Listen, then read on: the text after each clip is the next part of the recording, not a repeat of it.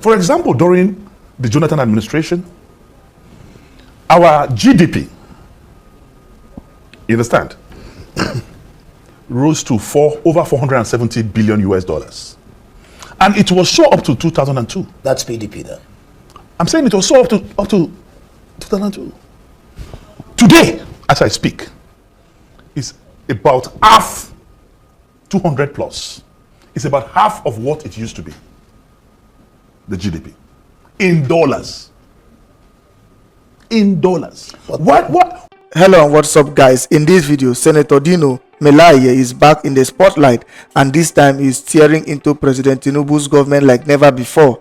A man who once promised to curb waste, renew hope, and manage Nigeria's resources wisely is now being accused of reckless spending. According to Dino, Tinubu has bought a Cadillac, acquired a new aircraft, increased the National Assembly's budget, and borrowed more money than any president in Nigeria's history. He even joked that if care is not taken, Tinubu might soon start borrowing from Opay and Moniepoint. Dino, who has now left the PDP and declared it dead and buried, did not hold back. It compared Tinubu's subsidy removal to a surgeon performing a successful operation only for the patient to die on the table because there was no planning, no preparation, and no recovery plan. And his accusation didn't stop there. He alleged that the presidential yacht is not even in Nigerian waters, but cruising between Monaco and Paris. He also questioned the so-called gift of a new presidential jet, insisting it was actually bought with billions that were never approved by the National Assembly.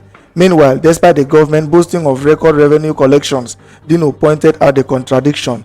Why borrow over $21 billion from the World Bank if the money is really flowing? Why are Nigerians still drowning in hunger, malnutrition, kidnappings, and collapsing infrastructure? Guys, I will let you watch this video for yourself so you can see exactly what I'm talking about. Also, don't forget to like, share, and subscribe to this channel if you haven't already done so.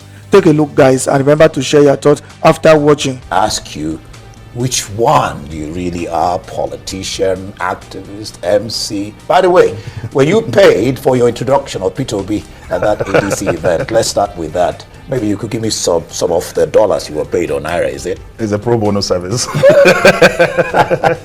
Pro bono, all right. Yeah. So what has been happening to you? Been quiet? Yeah, I was in school, and I needed to be quiet because this is Nigeria. I didn't want Nigeria to happen to me. So I don't know what that means. For that period, I needed to go under the radar to make sure that at least I'm allowed to graduate. And you have graduated? And not just graduated, I've been called to the most successful bar in Africa, the largest bar in Africa. It's right, it's right to say congratulations. Thank you so much. Now, you left PDP citing the party's inability, according to you, to provide credible leadership and deliver good governance to Nigerians. Now, PDP seems to be getting a grip. Would you do an about turn as some of your colleagues in the PDP have done and find your way back to PDP? Or what are your plans going forward? Yeah, apart from our Lord Jesus Christ, no dead can rise again. And I want to tell you that whatever you are saying is makeshift. In PDP? The dead is dead. We can only advertise the obituary. You're not saying PDP is dead. I mean, is that what you're saying? Dead and buried. PDP was sold. And I'm not sure if they got the receipt of payment, but it was sold. And what you have now is APC-controlled PDP. Why do you say that? Because that is what it is. How? That is what it is. How? It is a party that is being controlled from the villa. I've said that in my last interview, that as far as we're concerned, it is the agents of the APC that control the PDP. And I would not really want this meeting and discussion this evening to be about the PDP. Let's talk about the living. No, you can't dodge talking about PDP because as far as they're concerned, they're, what do you call it? Allow the dead to bury their dead. Allow the dead to bury their dead. I had some of them here on the program, yes. And I repeated what Makinde said. Makinde said, let's have a party first, you know, like it was there. And they said, no. So now they have. So if a sitting governor is saying, let's have a party first. No, he explained that. So meaning that there's no party. No, he explained that. So I want to appeal to you. He said there are critical issues bedeviling this country. There are issues of hunger out there. There are issues of malnutrition out there. There are issues of misgovernance, maladministration out there. Those are the issues I think we should discuss. PDP is a political party. I'm not a member anymore. And you're not going back. I mean... So where are you now? Are you, after the introduction, are you with the ADC? I'm a proud member of the ADC. And you think ADC... And that is the party that will unseat Tinubu and by the grace of God, send APC out of the villa come May 29th, by the grace of God, 2027. But that's not what the just concluded elections, by-elections, they're speaking. APC was still winning 12 out of 16, and then in Rivers State... There was no election. That was not election. But I want to assure you that the 2027 election will not go that way. Nigerians are wiser. Like the Boy Scouts, we are more prepared. And I want to tell you that we will defend our votes this time. How? Leave that to time and season. But I'm assuring you that it is not going to be a tea party as usual. At all. It won't be. The APC came, they saw, they conquered at the time. But I want to tell you that 2027 will be a different story. 2027, a different story. Most of the parties, you'd agree with me, seem to be disorganized. You have the LP, even your party, the ADC, some of them who ran out of PDP have run back. Who ran out of PDP, yes, into ADC, have run back into PDP. Yeah, I don't know where you got your statistics from, but I want to tell you that on a daily basis, we have people joining the ADC. As I speak, we have over 100 senators, former and serving, who are members of the ADC. And we have close to 400 members of the House of Representatives, former and serving, who are members of the ADC. We have dozens of former governors who are members of the ADC. And we are growing geometrically and otherwise. APC has, what do you call it, majority now in the House. No, I'm not talking, I said former and serving. Former, okay. Yeah. Okay, yeah, former. Yeah. Former. But you know how politics is played in Nigeria. Former, what clout do they have compared to those who are currently in the House and in the Senate? It depends on your hold on your constituency. Many serving members of the National Assembly actually hold their allegiance to some former members of the National Assembly. I can tell you that for free. And it's just, we are definitely in a precarious situation in the country. We have not seen anything like this before. The president committed a monumental error on his first day in Eagle Square, where he took his oath of office. Before even getting to the office to ask questions, he removed subsidy. And that is the reason we are where we are today. He did the right thing in the wrong way. He did the right thing, but in the wrong way. What would have been the right way? The right way would have been, what Tinubu did is likened to a surgeon who performed a very successful operation. Very successful operation, but the patient died. He had a very successful operation, but the patient died. If he was successful... So what I'm saying in essence is that removal of subsidy is the right thing to do. But when? How? Matters. He removed subsidy without planning. And when you are going to organize a surgery on any patient, one, you prepare the patient. Two, there are precautionary measures that you must put in place. At times, you even have to ask the patient to take water. At times, you need to say, okay, eat. At times, you need to say, okay, let's place you on some medications. At times, you say, okay, let us sedate the patient. Then there's also room for recovery immediately after surgery. But to just take a patient to the surgery room, butchered his patient, and at the end of the day, the patient will not survive. That is exactly what Tinubu did.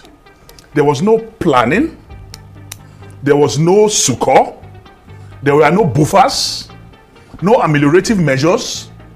He's even yet to get to office. He has not even gotten to office to even see what inside the office of the president looks like, or take brief on subsidy directly from those who know. Without, just unceremoniously. Even before you get to your office, you commit that kind of chaos. And that is what created the chaos we are facing today. And today, Nigerians are not only unhappy, but I can tell you, I'm a grassroots person, that there is massive hunger in the land.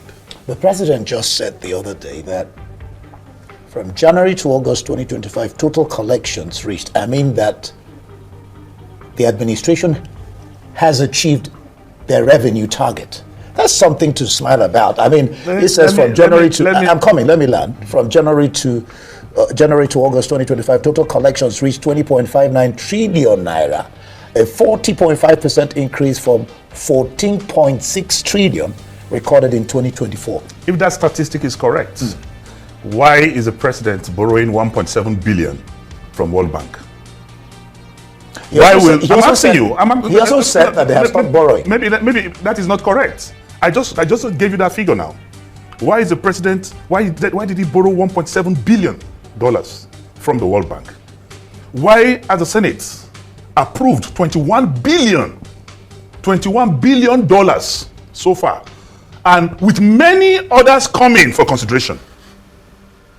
Many others are still coming for consideration. And this government is one of the most reckless governments in the history of this country. How do you mean? The president who said he wanted to come and curb wastages bought a yacht.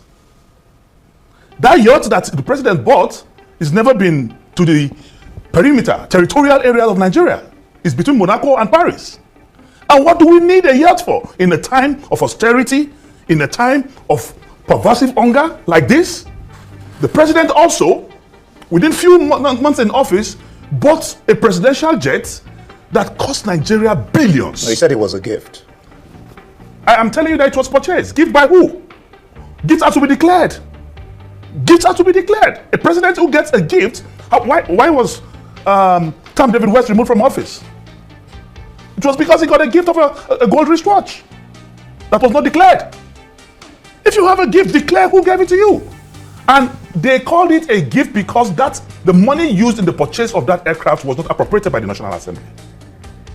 That is why it was tagged a gift. Then again, since Tafawa Balewa, Azikiwe, up down to Buhari, every president and prime minister in this country used Mercedes-Benz S-Class as their official vehicle. The president is using a bomb jammer Mercedes-Benz, the same type that Trump is using in America. And you say you want to curb wastages? But you're not different. Hold on, Dino. If you allow me, hold on. I don't want my thoughts distorted on this particular line. Okay. And again, the same president, in the 8th Senate, the budget of the National Assembly was 150 billion. From 150 billion, today the president have increased the budget of the National Assembly to over 370 billion in order to make them a parastatal or department of the villa. So a president who said he was coming to curb wastages, who said he was coming to renew hope. I can catalog all this. Bought a yacht, bought a Cadillac, bought an aircraft, increased the money of the National Assembly, and I've borrowed like no other president in history. If you are making more money, then why are you borrowing? To the extent that the Speaker of the House of Representatives today, I read it. He was is also concerned. Despite he's a member of the APC. I read that he was talking about. And we will not be surprised if the president starts borrowing from Opay and Moniepoint very soon. Well, Senator Dino, if you say the president was buying cars, some people will question you too, because it's all over the viral. I am not buying cars with government money, and I did not buy any of those cars when in office, and I've never been in a position where I control government money or impressed.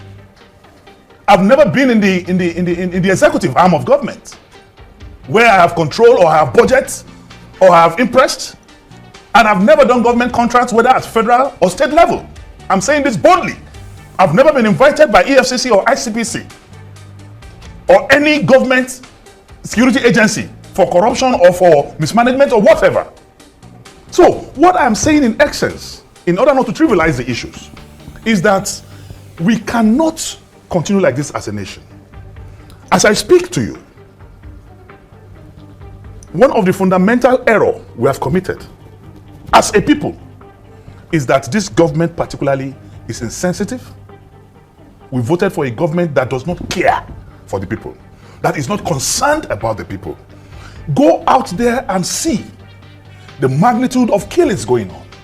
Go out there and see people dying of malnutrition. Go there and see poor people paying ransom for family members being kidnapped on a daily basis. Go out there and see what the economy is doing to the people. Let me come in here. And all this money is borrowed, my brother. All this money is borrowed. No roads, no food, no housing. No housing. Agriculture, there's a decline. So transportation, babu. You talked about So what is this money we are borrowing? What are we doing with it? You talked about insecurity. There's a talk. I mean, I had the DDG National Elders Forum here, who said they presented it took 9 months to present a long, short, medium-term document on security issues, asking the president to declare the nation a national emergency on security. One of the things we discussed is that some people may be using the insecurity to fight the government. What do you make of that? Politics, playing politics with insecurity. The president is the commander-in-chief of the armed forces. We didn't vote him to make excuses like you are trying to make for him now. I'm not making excuses for him. We voted him to prove capacity. He was voted to protect Nigeria and Nigerians. And anything short of that is incapacitation. Anything short of that is wearing a shoe that is bigger than his legs. Anything short of that is proving that Nigeria is not Lagos. And let me tell you this. Nigeria was listed by the Financial Action Task Force. We are on what they call the grey list today. And that is having a negative concomitant effect on the economy. Because any country that is on the grey list of FATF, definitely it will affect your direct foreign investment. It will affect your banking activities across the globe. So it is going to have a negative resultant effect on the economy. Nigeria and South Africa went into the grey list at the same time. South Africa carried out a lot of reforms, and today they are out of the grey list. But Nigeria is still in the grey list. And the only way to get out of that grey list is for us to regulate things like our crypto. And we are undermining that. The crypto business annually in Nigeria is over 60 billion US dollars, far larger than what you get from NNPC annually. But what did we do? And we have a man in SEC who is the current DG of SEC who have a PhD in crypto. What are they doing to make sure that crypto is regulated? Instead, we cannot get delisted because several companies applied for license to regulate and run in the crypto business, including in renowned international companies. But my brother, only 2 were allowed. Let's bring this. And these 2, inadvertently, we have allegedly heard belongs to the cronies of those in power. Let's bring this down to, you're now in ADC. You're not in ADC yet. Spirit, soul, and body. Oh, well. A registered member. You were shaking your head. I was wondering what registered member. I want to make sure you're not pronouncing the evil name. So, there's a school of thought that believe what you have in ADC, same of same. So are you saying ADC is going to correct all the ills you're pointing at that the present government is doing? ADC is an assembly of repentant, aggrieved, you understand, concerned Nigerians. And at this point, every notable member of the ADC is ready to make sacrifice so that we can repurchase Nigerians from these criminals in power, the CIPs. There's a need for us to repurchase our country back. There's a need to get our country back on track. Because as I speak...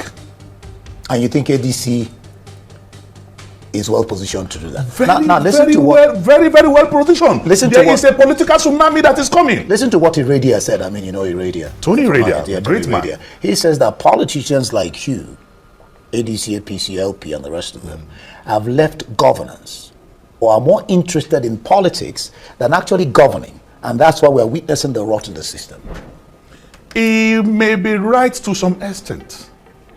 But I want to tell you, if you carry out a comparative analysis, during the Jonathan administration... Did I hear you correctly when you said criminals in power? Yes. No, we can't begin to say that on air. We can't begin to say, let's not be... Who is a criminal? A criminal is somebody who goes against the law. That is exactly what this government is doing. No, let's not... You can use any word, but at least not criminals. Anyway, that is not the question. In answering your question, if I get you right, Iradia, I said maybe right to some extent depending on who is involved. For example, during the Jonathan administration, our GDP, you understand, rose to over 470 billion US dollars. And it was so up to 2002. That's PDP then. I'm saying it was so up to 2002. Today, as I speak, it's about half, 200 plus. It's about half of what it used to be, the GDP, in dollars. In dollars. What do you think is responsible? But you know there's an economic downturn across the entire globe. You know that. We should stop giving these excuses. There's economic downturn across the globe. You know. Singapore is thriving. Rwanda is thriving. Ghana is thriving. Our immediate neighbor in West Africa. They're thriving. And you want to continue to hang on the wild wind of the Buhari administration or the negatives of the Buhari administration that is now a primary school child compared to the university graduates we're experiencing right now. So in essence, my brother, you are a Nigerian. You go to the same market. Sitting here, using your celestial mind, your holy mind, you know what you are feeling as a result of the kiosk created on the 29th of May, 2023. That kiosk doing the right thing in the wrong way, suffering from verbal diarrhea, and declaring the removal of subsidy without thinking, without rationalizing, without buffers, is the reason we are where we are today. You know, someone said that it's easy to talk the talk. That criticism is very easy. And that's what the opposition does. But they don't give you plans or plans of action, how to get a problem solved. I've given you one just now. That's not true. That ADC has. No, I've just given you one now. Which one of the problems we have is that we are on the grey list. We're on the grey list. You're talking about crypto, right? Of the Financial Action Task Force. And to get us out of it, one of the things to do is to regulate crypto. Second thing to do is for the government to become sacrificious. Sell the yachts.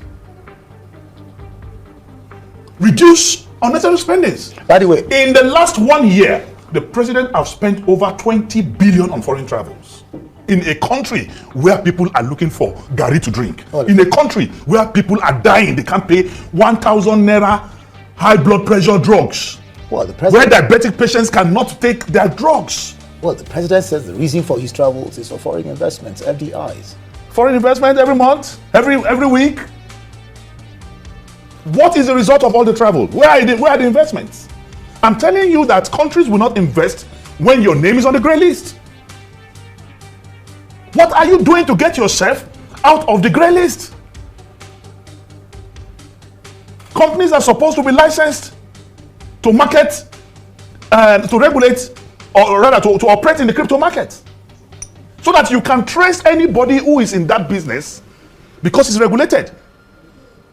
But today, criminals, terrorists, kidnappers, foreigners are using crypto to promote their illicit activities. Let's get back to politics. The PDP eventually has zoned its presidential slot to the south. ADC, or let me ask you straight out. I know how you, introduced Obi.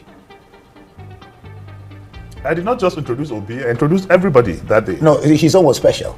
Everyone got a special treatment. What's his name? Wike says that bringing Obi back into PDP fold will kill the party. What's your stance on maybe ADC having a southern candidate like Obi, or are you going to support Atiku Abubakar, who you supported in the past? Anyway, I will just answer you straight. Yeah. We are trying to build a platform that will help us to heal the evil in the land. We are trying to build a platform that will restore unity in this country. We are trying to build a platform that will reverberate the confidence of Nigerians in Nigeria. We are trying to bring back our long-lost reputation as a country. To me, as an individual, that is the singular effort and projects ahead of me now. Yeah. The issue of South or North, I will not go into that discussion. We need a platform, we need a vehicle to restore Nigeria back. Today, this country has never been as divisive as it is today. Some people are talking about Yorubanization of Nigeria. And I said, no, you can't even be talking about Yorubanization of Nigeria, because I know a lot of my brothers who, maybe you can be talking about Lagosization of Nigeria. In the past, it was not this bad. So what the ADC need to do is to rebuild the confidence of Nigeria in Nigerians and bring back our motto, unity, faith, that peace. You need a party that will be sacrificial. But you still have not answered the question. Which is ADC going south or north? Are you supporting Atiku? ADC is yet to sit.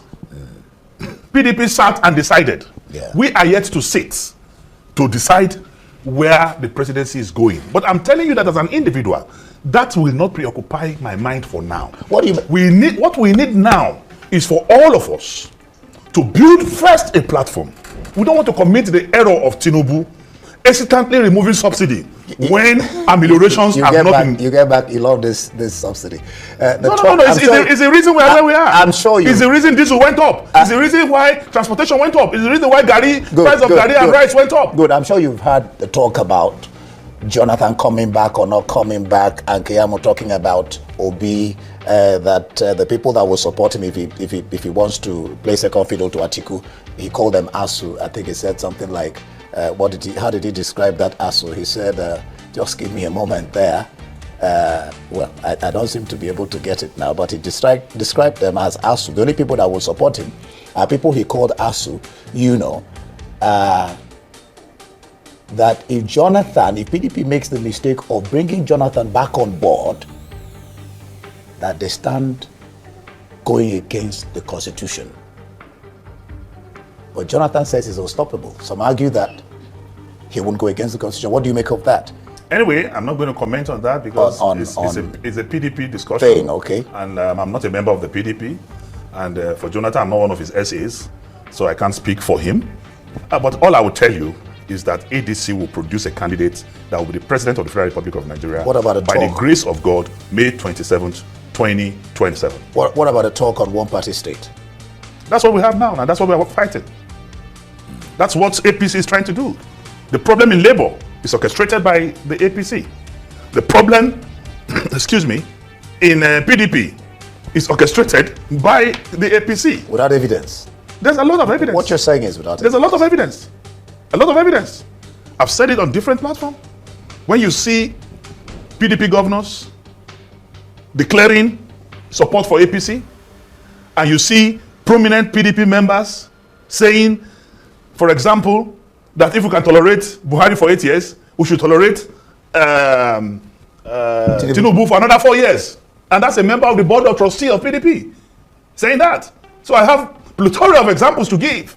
So I am telling you that PDP is already purchased. Let's not talk about, I'm saying let's talk about the party that is alive, the party that will help to bring food back to your table. And that's the party that will give your naira value. And the party that will not compromise your living and your existence as a person. And for you, that is ADC.